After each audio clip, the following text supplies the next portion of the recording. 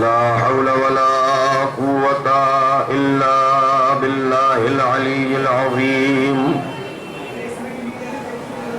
حسبنا الله ونعم الوكيل، نعم المولى ونعم النصير. أعوذ بالله السميع العليم من الشيطان اللعين الرجيم. بسم الله الرحمن الرحيم. الحمد لله الذي لم يتخذ صاحبة ولا ولدا ولم يكن له شريك في الملك ولم يكن له ولي من الذل وكبره تكبيرا.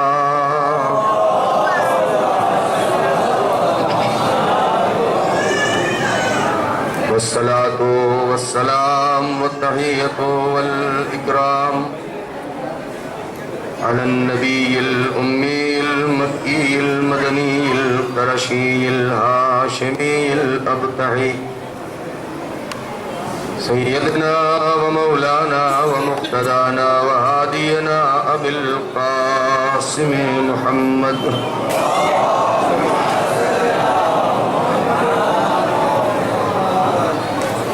وعلى أهل بيته الطيبين الطاهرين المعصومين المظلومين الذين أذهب الله عنهم الرجس وطهرهم تطهيرا.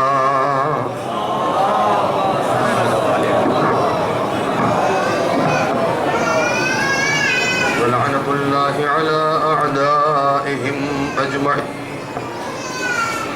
من الآن إلى صباح يوم الدين. أما بعد، وقد قال الله الحكيم في كتابه الكريم: بسم الله الرحمن الرحيم. وجعلناهم أئمة يهدون بأمرنا وأوحينا إليهم فعل الخيرات وإقام الصلاة وإيتاء الزكاة وكانوا لنا عابدين. صلوات محمد وآله.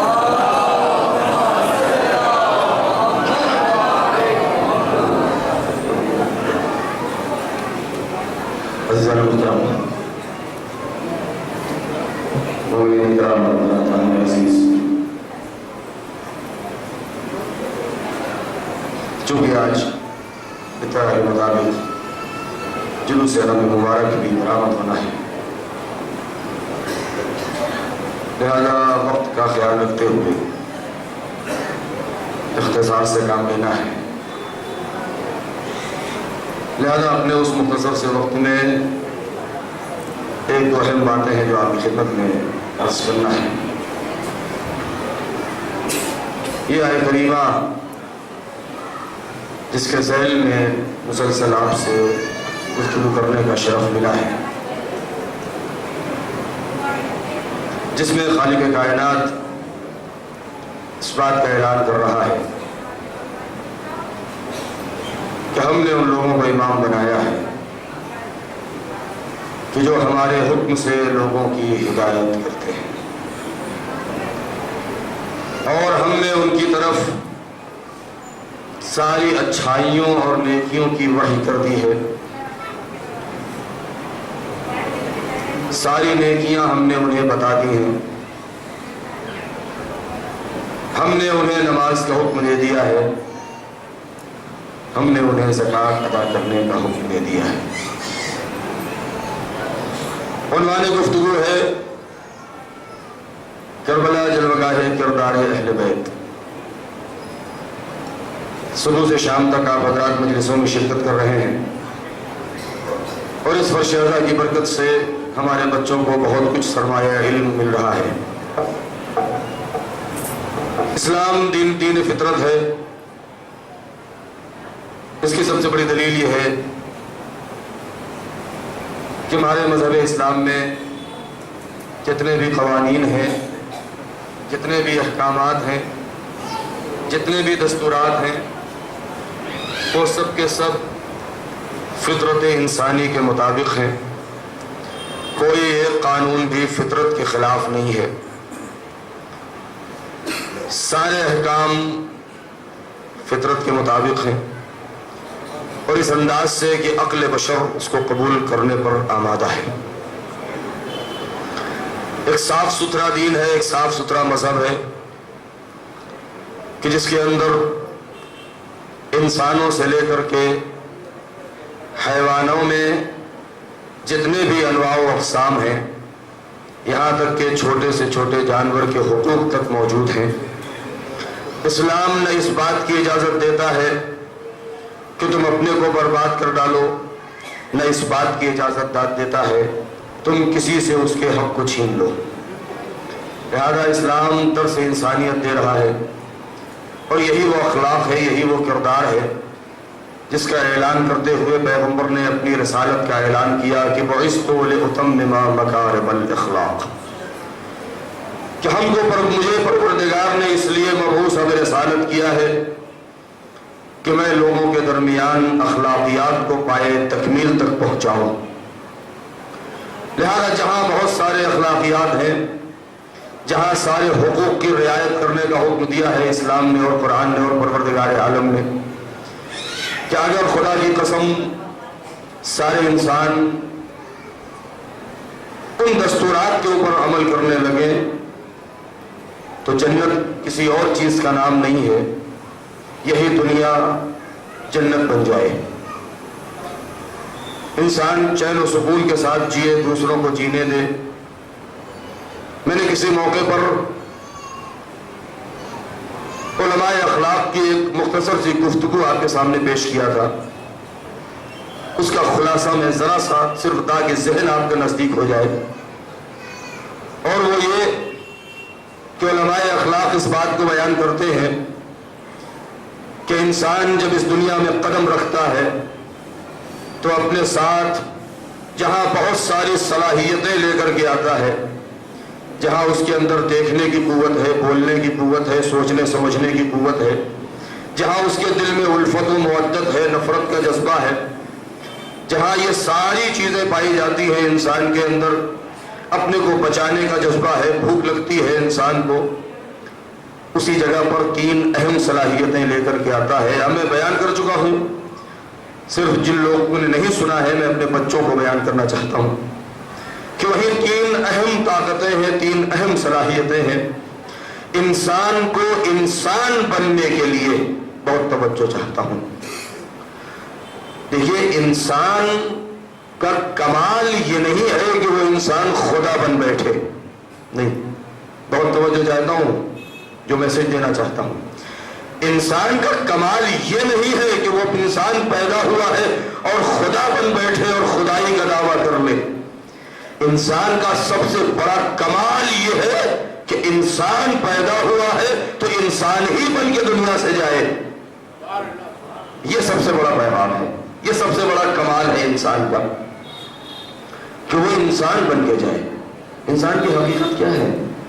یہ میرا موضوع نہیں ہے، میرا موضوع انشاءاللہ اس کے بعد 11 محرم سے 15 محرم تک ایرانی امام باڑے میں جو خمسہ ہوگا انشاءاللہ میں اس میں ہوں، اس وہاں پر میرا موضوع یہ ہے کہ انسان کی حقیقت اور اس کا کمال۔ تو یہ انسان کیا ہے؟ کیا آج تک کسی نے انسان کو پہچانا؟ سب سے بڑا المیہ یہی ہے۔ بہت توجہ چاہتا ہوں، ہم میں بہت سے اسٹوڈنٹس ایسے ہیں کہ جو دانشگاہوں میں، یونیورسٹیوں میں، کالجز میں پڑھ رہے ہیں اور مدارج علمی کو طے کر رہے ہیں، پروردگار انہیں کامیاب کرے۔ انسان کا کمال کیا ہے؟ انسان کی حقیقت کیا ہے؟ انسان کو آیا کسی نے پہچانا ہے یا نہیں پہچانا؟ کہتے ہیں کہ ایک شخص کہ جس نے اپنی پوری زندگی اسی بات کے اوپر صرف کر دی ہے کہ وہ انسان کو پہچانے اور اس کے بارے میں کوئی کتاب تحریر کرے، جب اس کی کتاب مکمل ہو گئی ہے تو آخر میں اس نے اپنی کتاب کا نام کیا رکھا ہے؟ انسان ایک ایسی موجود کا نام ہے جسے کوئی پہچان ہی نہیں سکتا۔ اب آپ سوچیں، یعنی پوری زندگی انسان کو پہچاننے میں صرف کی ہے اور آخری میں اس نے جب کتاب لکھا تو اس کا نام یہ ہے کہ انسان موجود ناشناختہ ہے، یعنی ایک انسان ایک ایسی موجود شے کا نام ہے کہ جس کو کوئی پہچان ہی نہیں سکتا. لہذا پروردگار نے انسان کو یہ 3 صلاحیتیں جو دی ہیں کہ ان میں سے ایک صلاحیت کا نام ہے عقل، دوسری چیز کا نام ہے شہوت، تیسری چیز کا نام ہے غیظ اور غضب، غصہ. یہ 3 ہی طاقتیں ایسی ہیں جو انسان کو اگر چاہے تو یہی انسان اپنے منزل سے نیچے گر کے حیوانوں کی منزل میں چلا جائے. صرف حیوانوں میں ہی نہیں بلکہ درندوں میں اپنے کو شمار کرانے لگے. اور یہی انسان اگر چاہے تو ایسا بن جائے کہ مسجود ملائکہ بن جائے اور جبین نیاز فرشتے اس کے سامنے جھکانے لگے. اور یہی وہ 3 چیزیں ہیں، میں نے عرض کیا تھا اس سے پہلے کہ اسلام کا جو میسج ہے کہ تم خود بھی جیو، ساری دنیا کو جینے دو. یہ 3 جو صلاحیتیں ہیں اس کے 3 مرحلے ہیں. میں ایک نتیجے تک جانا چاہتا ہوں. اس کے 3 مرحلے ہیں، تینوں کے 3 مرحلے ہیں. سب سے پہلی چیز کیا ہے؟ عقل. وہ جوہر انسانی کہ جو پروردگار نے ہمارے وجود میں، ہمارے کالبد کے اندر رکھا ہے. اگر یہ عقل نہ ہوتی انسان کے اندر، اب ٹھہر جائیے یہاں پر. بڑی آسانی سے لوگ کہتے ہیں کہ انسان کے پاس عقل ہے، جانوروں کے پاس عقل نہیں ہے. کہتے ہیں یا نہیں کہتے؟ سارے لوگ کہتے ہیں جانوروں کے عقل نہیں ہے. ذرا انصاف سے بتائیں، اگر جانور کے عقل نہیں ہے تو پھر وہ ہر جانور کیسے پہچانتا ہے اپنے نوع کو؟ اگر اس کی عقل نہیں ہے تو کیسے ممکن ہے کہ ایک جانور کا بچہ دوسرے جانور کے پاس جائے تو وہ محبت نہیں دکھاتا جو اپنے بچے سے دکھاتا ہے؟ اس کا مطلب یہ ہے کہ ہم نے انسانوں کو کہاں پہچانا ہے، ابھی تو جانور کو نہیں پہچان سکے. ابھی ہم جانور کو نہیں پہچان سکے ہیں. لہذا یہ عقل ہے. عقل کے 3 مرحلے ہوتے ہیں. پہلے یہ بات یہ ہے کہ انسان کو کوشش کرنی چاہیے کہ وہ اپنی اس عقل کو اپنے درمیانی حصے میں رکھے، اپنے قابو میں رکھے. کیونکہ یہی عقل اگر حد سے آگے بڑھ جاتی ہے تو اس کا نام مکاری بن جاتا ہے. اگر یہی عقل اپنے حد سے پیچھے چلی جاتی ہے تو اسی کا نام بے وقوفی ہو جاتا ہے. اور یہی عقل جب اپنے درمیان میں ہو اسی کا نام حکمت بن جاتا ہے.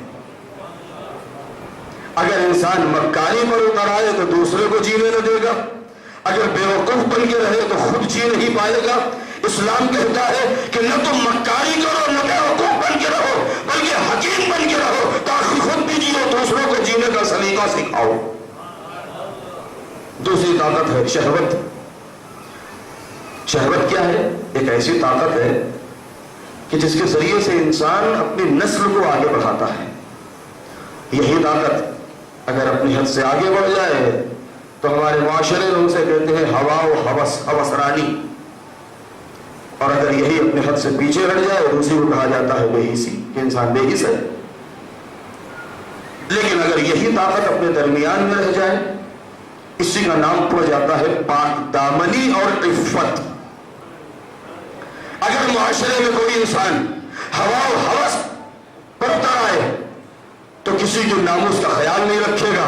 کہنے کا مقصد یہ ہے کہ کسی کو جینے نہ دے گا. بے حس ہو جائے گا تو خود جی نہیں پائے گا. لہذا اسلام کہتا ہے کہ تم اپنے کو پاک دامن بنا کے رکھو تاکہ تم خود دوسروں کو بھی جینے دو اور خود بھی جی سکو. تیسری چیز ہے غیظ و غضب، غصہ گرمی. اگر انسان کے پاس یہ نہ ہو تو انسان کا سرمایہ حیات لٹتا رہے، انسان بیٹھا دیکھتا رہے. انسان کے گھر میں چور گھس آئے اور وہ اس کو بیٹھا دیکھتا رہے. انسان کی ناموس کی پامالی ہوتا رہے، وہ دیکھتا رہے. انسان کے حقوق پامال ہوتے رہے، وہ دیکھتا رہے. لہذا پروردگار نے اس کے اندر قوت غیظ رکھا ہے، قوت غضب رکھا ہے تاکہ انسان اپنے سرمایہ حیات کو دشمنان حیات سے بچا سکے. لیکن اس کے بھی حدود معین کیے ہیں کہ اگر انسان غیظ و غضب کی آخری منزل میں پہنچ جاتا ہے تو اس کا نام تحقر پڑ جاتا ہے. اور اگر اسی کا نام دہشت گردی بن جاتا ہے. اور یہی انسان اگر غیظ و غضب میں پیچھے ہٹ جائے اسی کا نام بزدلی ہو جاتا ہے. اگر انسان تحقر، دہشت گردی اگر وادی پر اتر آئے گا تو دوسروں کو جینے نہ دے گا. اگر بزدل بن کے بیٹھ جائے گا تو خود جی نہیں پائے گا. لیکن اسی کے درمیانی حصے کا نام ہے شجاعت. اسلام کہتا ہے کہ تم نہ بزدل بن کے رہو نہ تحقر کی منزل میں جاؤ. اگر تم چاہتے ہو کہ تمہاری پہچان ہو دنیا میں تو شجاع بن کے رہو. اپنے اندر شجاعت کو قائم کرو. اور یہی تینوں طاقتیں جب کسی ایک انسان کے اندر جمع ہو جاتی ہیں تو چوتھی طاقت ہے جس کا نام ہے عدالت، یہ خود بخود آ جاتی ہے. اور جب یہ چاروں طاقتیں کسی ایک انسان میں بدرجہ عدم آ جائیں تو قوت عصمت پیدا ہو جاتی ہے. اور جب قوت عصمت آ جاتی ہے تب اس کے بارے میں کہا جاتا ہے کہ ہم نے اسے امام بنایا ہے، لوگوں کے اوپر واجب ہے کہ اس کی پیروی کرے، اس کے نقش قدم پر چلتا رہے تاکہ نجات مل جائے. ایک صلوات پڑھے بر محمد و آل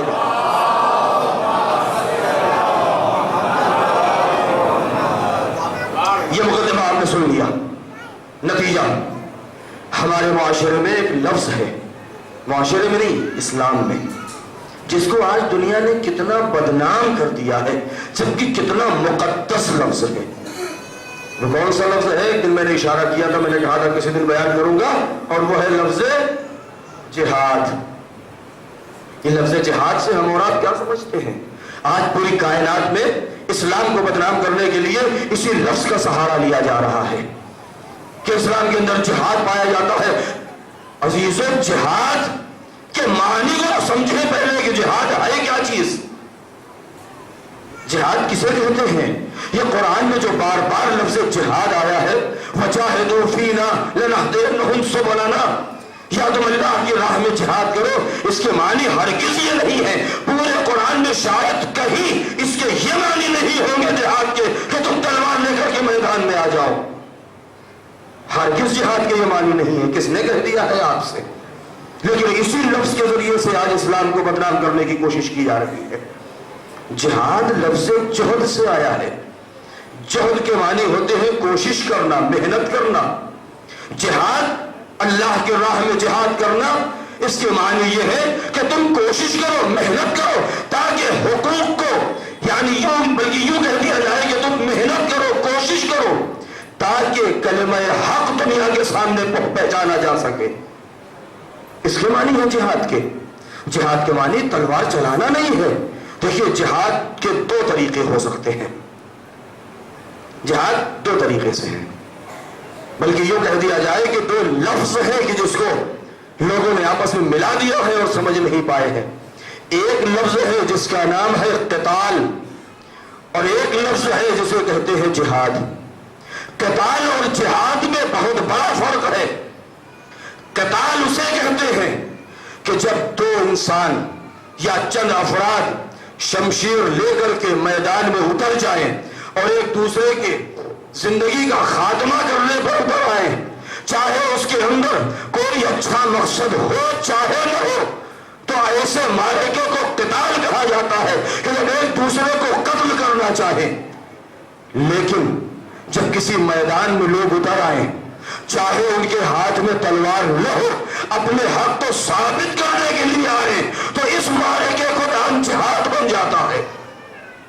اسی کا نام جہاد ہے. کہنے کا مقصد کیا ہے؟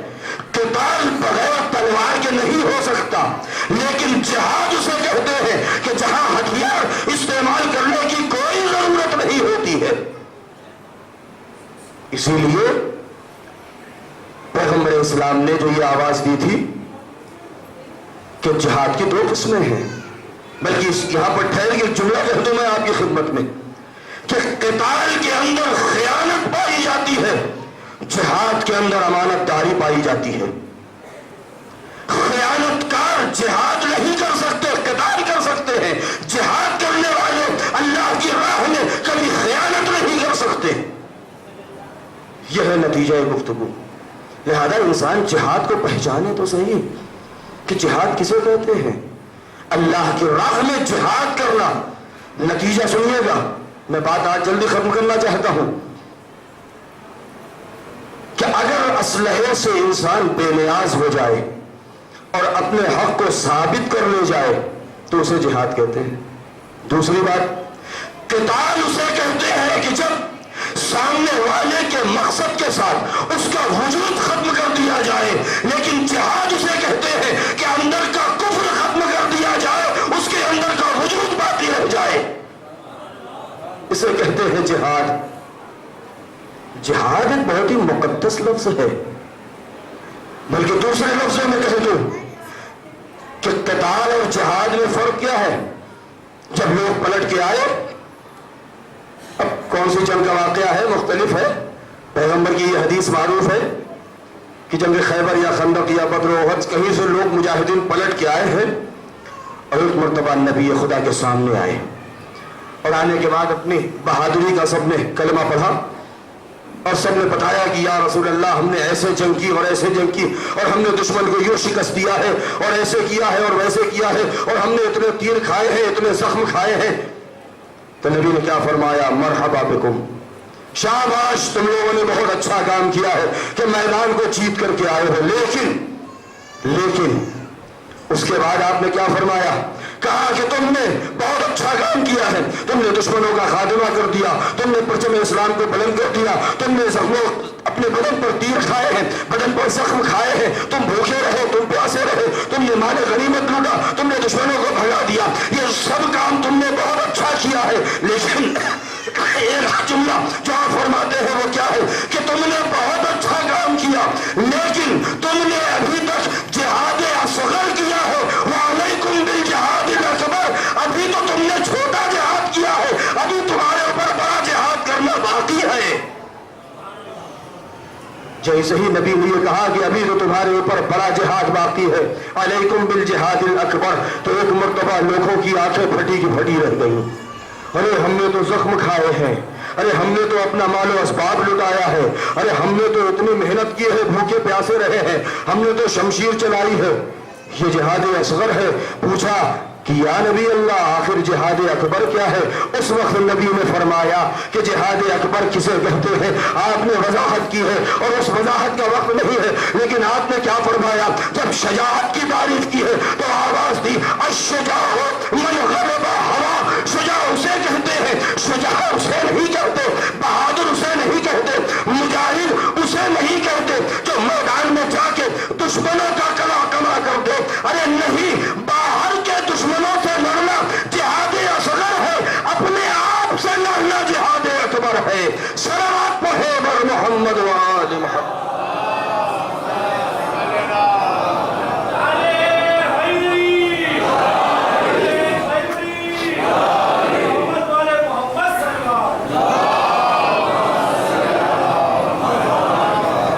غیروں سے لڑنا جہاد اصغر ہے، اپنے آپ سے لڑنا جہاد اکبر ہے. جیت جانا کمال نہیں ہے. بہت توجہ، بس میں بات مکمل ہو چکا. کسی میدان میں جیت جانا کمال نہیں ہے، میں شاہد پیش کرنا چاہتا ہوں، بلکہ جیت جانے کے بعد اس پر غرور نہ پیدا ہونا یہ جہاد اکبر ہے. اس پر انسان اکڑے نہیں، یہ جہاد اکبر ہے. دشمن سے زخمی ہو جانا، زخم کھا لینا، دشمن کو قتل کر دینا، یہ جہاد اصغر ہے. لیکن جیتنے کے بعد انسان ایٹھے نہیں، اسے جہاد اکبر کہتے ہیں. یہی تو وجہ ہے کہ وہ دروازہ جسے 40 لوگ مل کے نہیں لا سکے، آپ پہنچ گئے، اشارہ کدھر ہے؟ مجھے جنگ نہیں پڑھنی ہے. وہ دروازہ جسے 40 لوگ مل کے نہیں لا سکے، اب وہ لوہے کا تھا یا پتھر کا تھا یا لکڑی کا تھا یا کس چیز کا تھا، یہ تو تاریخ بتائے گی. جنگ خیبر میں خیبر کا جو دروازہ تھا وہ کتنا عظیم تھا کہ جس کے اندر مرحب تھا اور انتر تھا. اور مرحب تو آپ جانتے ہیں کہ مرحب کے معنی کیا ہے، پر الوقت میں گنجائش نہیں ہے، کبھی بیان کریں گے کہ جب رجس پڑھا ہے مولا علی نے اس کے مقابلے میں جا کے، اور اس نے ایک مرتبہ کہا کہ انا الذی سمتنی امی مرحبا، تو ایک مرتبہ مولا نے کہا انا الذی سمتنی امی حیدرا. اب یہاں پر اہل لغت بیان کرتے ہیں کہ مرحب کے معنی اجدر کے ہوتے ہیں، اجگر کے ہوتے ہیں، بہت بڑا سانپ. اور اس کے بعد اس کے مقابلے میں جب مولا نے فرمایا کہ میری ماں نے میرا نام حیدر رکھا ہے، تو اب اہل لغت کہتے ہیں کہ بعض لوگ کے حیدر کے معنی ہوتے ہیں کہ جو استر کے 2 ٹکڑے کر دے، لہذا یہ دونوں میں رجس ہوا. اب آپ ذرا سوچیں اس چیز کو کہ خیبر کی جنگ کتنے دن تک رکی رہی یا کتنے دن تک معرکہ چلتا رہا.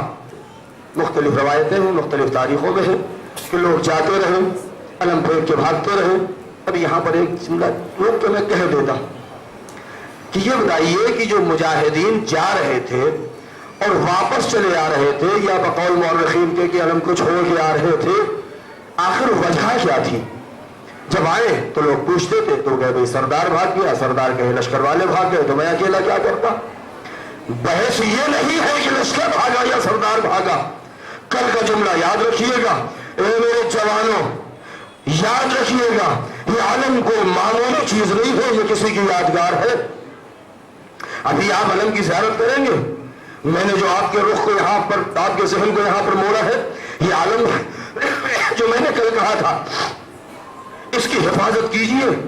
ये कोई मामूली अमानत नहीं है। वो इतना याद रखिएगा कि किसी वक्त मौका मिला तो आलम की तारीफ पढ़ूंगा कि आलम कैसे कैसे कहां से होता हुआ ये यहां तक पहुंचा है। इतना याद रखिएगा कि चाहे सरदार भागा हो, चाहे लश्कर भागा हो, हमें इससे बहस नहीं है, लेकिन एक बात जरूर है कि ये आलम जो लिवाए हम्द है, जो इस्लाम की निशानी है, जो इस्लाम का विकार है, जो इस्लाम की अजमत है, जो मजहब का पहचान है, ये आलम वो अफराद कि जिन्होंने अलम को छोड़ करके जिनके कदम मैदान से उखड़ गए हैं। हमें ये नहीं कहना कि वो सरदार भागा या लश्कर भागा, लेकिन इतना जरूर है कि जिसने इस आलम को एक मामूली झंडा समझा वो फेंक के भागा, जिसने इस्लाम की इज्जत समझा हाथ कट गए मगर बचा के ले आया। एक सलावत पढ़े बर मोहम्मद व आल मोहम्मद।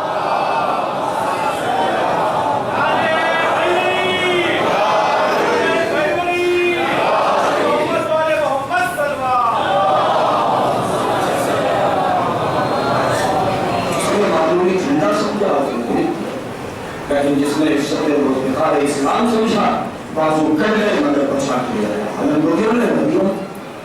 तो वो दरवाजा जिसे 40 लोग नहीं हिला सकते, कभी मरतबा वो मुजाहिद इस्लाम पहुंचा और जाने के बाद अली ने तेरे खबर को उठाया और उठाने के बाद जब उसे अपने हाथों पर उठाया, खंदक पर पुल बनाया, सारी फौज पार हो गई और उसके बाद जब ये खिला फता हो गया, अब जब पलट के आ रहे हैं तो अब ये नहीं कह रहे हैं ये काम मैंने किया, ये काम मेरा था, नहीं, अब आवाज दे रहे हैं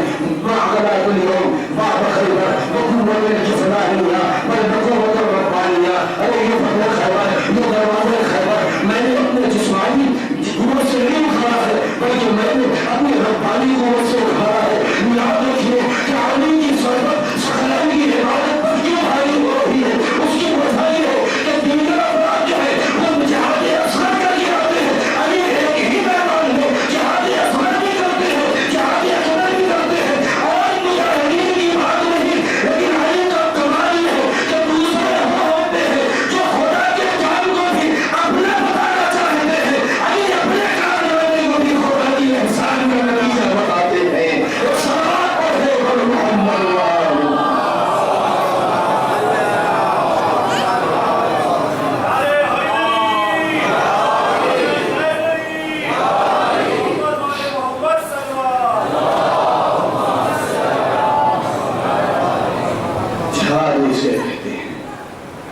इंसान अपने अंदर के नफ्स से जंग करे।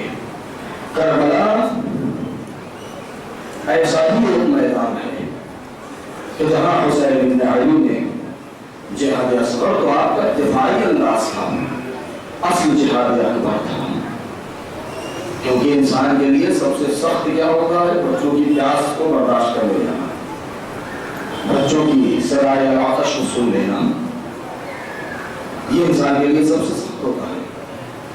लिहाजा करबला एक ऐसा अजीम मैदान है। मैंने गालिबन शाम की मजलिस में यही बात कही थी कि करबला जो पहलू आपको चाहिए वहां ले जाएगा, जिस अनुमान से आप चाहें, जिस आईने में चाहें उसको देख ले। कोई ऐसा पहलू नहीं है इंसानियत का, अखलाक और किरदार का भी जो तशना हकीकत नहीं है। हुसैन इब्न अली ने वहां कैसी कैसी कुर्बानियां दी हैं, यानी इस्लाम के ऊपर अपना सब कुछ कुर्बान कर दिया। और भागा है परवरदिगार में सुरखरू है, दुआ करते हैं परवरदिगार हमारी इस कुर्बानी को कबूल फरमा।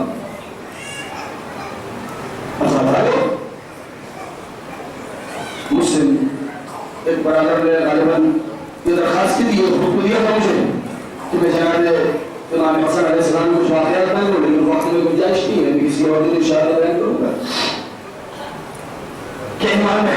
अलैहिस्सलाम की जिंदगी का अगर हम जायजा लें कि इमाम ने सुलह की, बहुत आसानी से लोग कह देते हैं कि इमाम ने सुलह कर ली है, हिम्मत करे इतनी सी।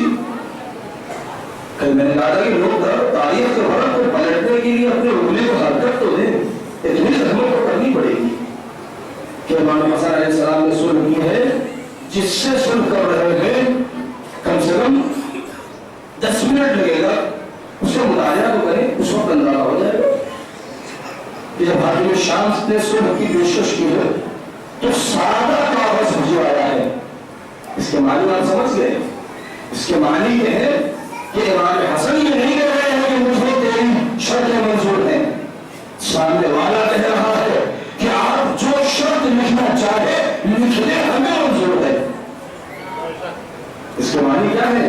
इसका मानी यह है कि सुलह की पेशकश इधर से नहीं है, उधर से है। इसका मतलब ये है कि सुलह ऐसी शर्त के ऊपर सुलह वही करता है जिसके पास अब आगे किसी बहस करने की, जंग करने की कोई ताकत नहीं रह जाती। वही इंसान हथियार डाल देता है और कहता है कि मुझे आपकी सारी शर्तें मंजूर हैं। इमाम हसन अलैहिस्सलाम के पास सादा कागज आया था मामले की तरफ से कि आप इसके ऊपर जो शर्तें लिखना हो आप लिख दीजिए, हमें मंजूर है। और उसके बाद फिर उस पर इमाम ने शर्तें लिख दी सारी और उस पर दस्तखत हो गए। तो वादे करबला को अगर देखना है तो हमें वहां से देखना पड़ेगा। हमें उस मदीने से सन 50 हिजरी से,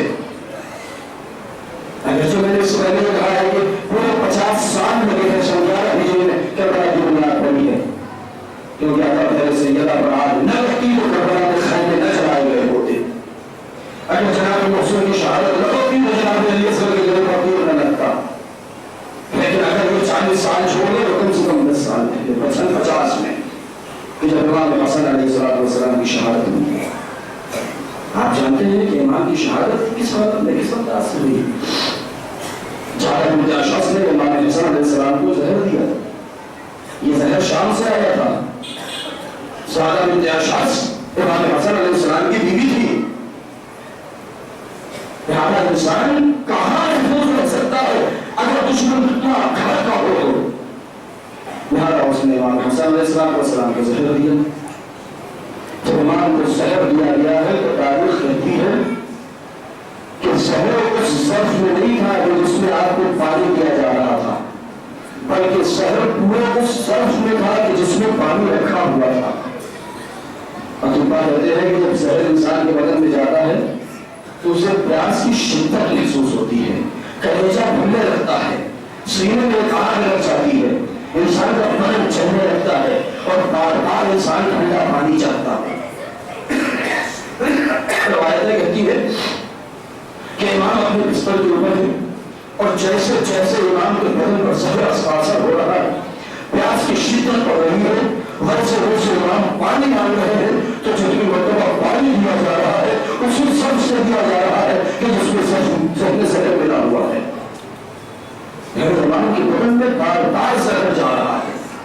नतीजा क्या हुआ? खुदा किसी बहन को मंजर न दिखा दे तो सानिया ज़हरा ने देखा। एक मरतबा सानिया ज़हरा ने जो मंजर देखा वो क्या है कि मेरे भैया हसन को झटके लग रहे हैं और दौड़ के तश्त में आई है तो बहन ने मंजर देखा कि इमाम हसन के जीवन के 72 टुकड़े तश्त में गिर पड़े हैं। बहन बेकार हो गई और जब इमाम हसन अलैहिस्सलाम ने मंजर देखा तो दौड़ के अपने भाई से निकल गए, ओ भैया ये आपको क्या हो गया है? उस वक्त इमाम हसन ने जुमला फरमाया था, ला इलाहा इल्लल्लाह अबा अब्दुल्लाह, ओ भैया हुसैन, अरे जैसा दिन दो ऊपर होने वाला है वैसा दिन किसी के ऊपर नहीं पड़ा। हाय सानिया ज़हरा देख के तौर गई थी। अजब नहीं हसन ने कहा हो मेरे बहुत ज़्यादा, अरे बहुत कुछ मुनाज़िर देखने हैं। अजब मालूम था सन 50 था, इमाम हसन का जनाजा उठा। इमाम हसन के जनाजे पर कीड़ों की बारिश हुई। तारीख कहती है कि जिस वक्त नाना के पहलू की तरफ ले जा रहे थे दफन करने तो इतने तीन परवश हुए थे कि इमाम का जनाजा ढक गया था। जनाब अबू फजल अब्बास को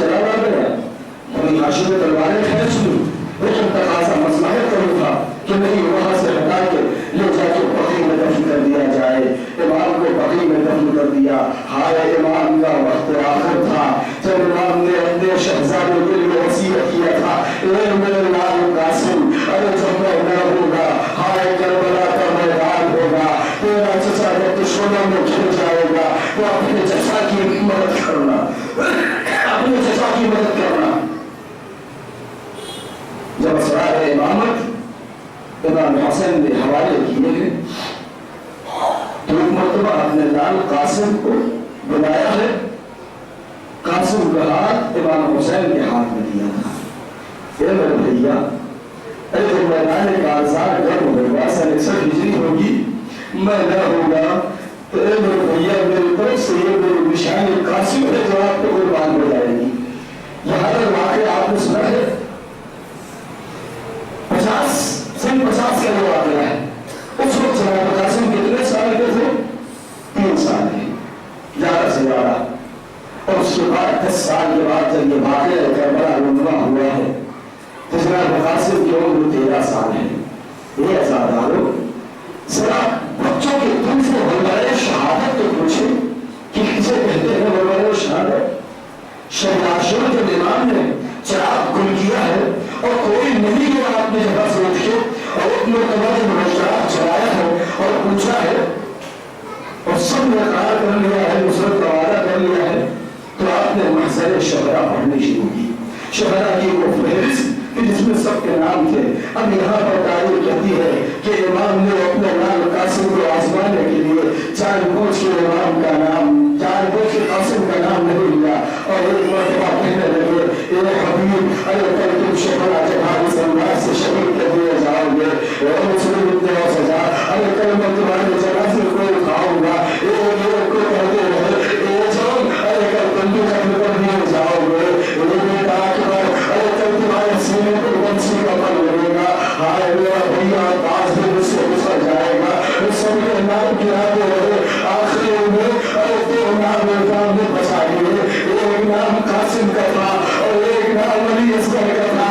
ارے جیسے ہی وہ پولیس میں ختم ہوئی، یہ 13 سال کا بچہ کھڑا ہو گیا، اے چچا، ارے آپ نے سن کر نہ بولا کہ اپنے زیر شہرہ میں بولا نام نہیں ہے، بڑے امر حسین نے پوچھا، اے میرے لال قاسم، ارے تمہارے موت تیرے نزدیک کیسی ہے؟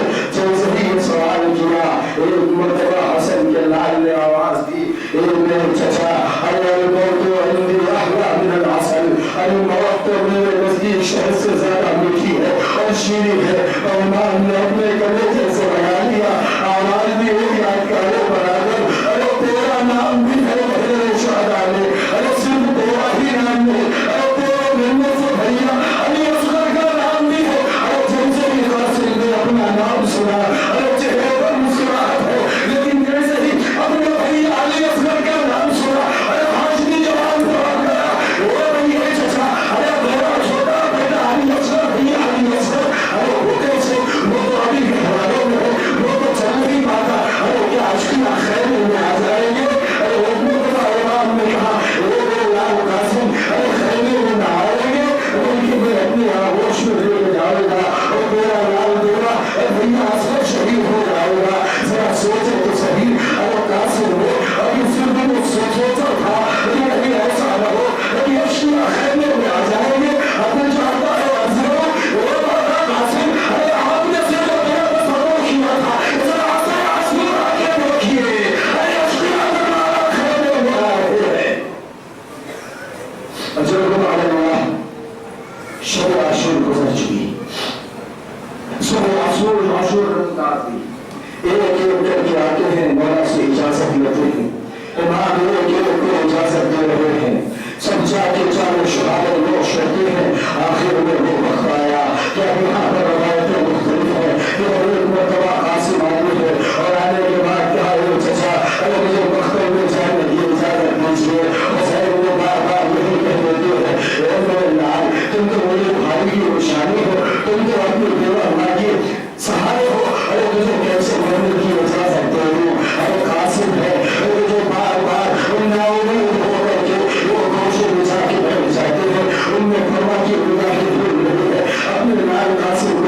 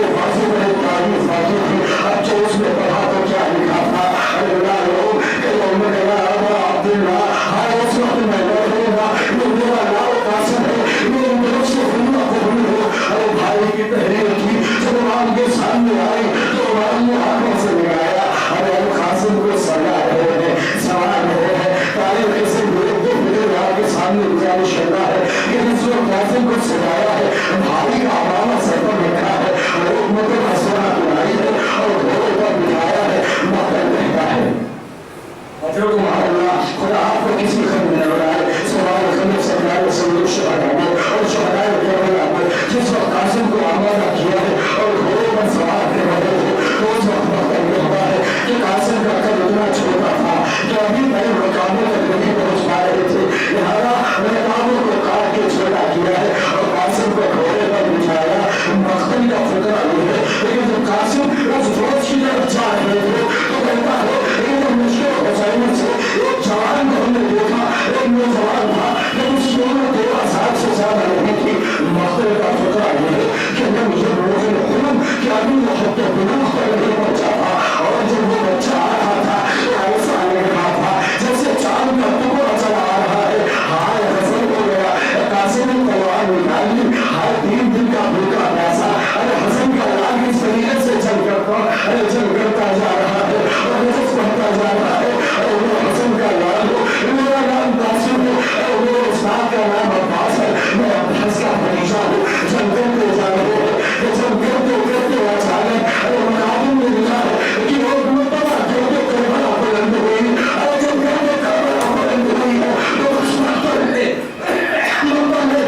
ہی آواز موجی ہے، یا اللہ تکبیر، ایک تجاوز کی حال میں مقتل کہتا ہے لیکن میں نے قریب سے دیکھا کہ وہ شہزادہ جب بول رہا تھا تو جب کرتے کرتے ہائے کس طریقے سے گھوڑے سے گرے ہے، لیکن جب کرتے کرتے قاسم کے پیر میں ہاتھ سے نکل گیا، ارے سب کو چھپا کے جہاں کے گھر میں پیر میں تھے، ارے ظالم نے ایسا مرض مارا، ارے حسن کا لال توڑا کے زمین پر آیا، اپنے چچا کو بنایا، ارے حسین دوڑے، مقتل کہتا ہے کہ حسین ایسے دوڑ رہے تھے جیسے شکاری باز کسی شکار کے اوپر دوڑے، ارے جیسے ہی حسین دوڑے ادھر کے دوڑے ادھر ہونے لگے، ادھر کے دوڑے ادھر، ارے جب مولا راشد قاسم پر پہنچے تو عالم یہ تھا کہ دونوں کی طرفوں سے قاسم کے سینے کی ہڈیاں ٹوٹ چکی تھی، قاسم کو مارتے رہے، ارے مولا نے پہنچ سکے یہی تو وجہ ہے کہ مولا نے مسیح پڑھا،